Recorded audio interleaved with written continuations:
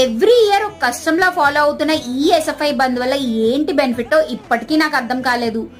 ఏమీ తెలియని పిల్లలు మాకు ఒక హాలిడే వచ్చింది అని వాళ్ళు హ్యాపీ ఫీల్ అవుతారు.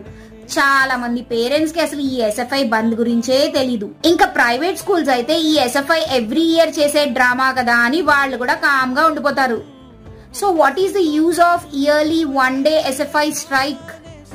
సెంట్రల్ కాదు, స్టేట్ కాదు, కనీసం లోకల్ గవర్నమెంట్ సపోర్ట్ కూడా లేదు. ఎవరి కోసం స్ట్రైక్ చేస్తున్నారో వాళ్ళు పేరెంట్స్ సపోర్ట్ కూడా లేదు. So what is going to change because of this strike? I believe in only one thing. Education is the responsibility of student, teacher, parent and government.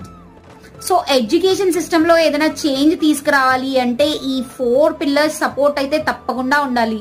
This is my honest opinion as a teacher and a parent.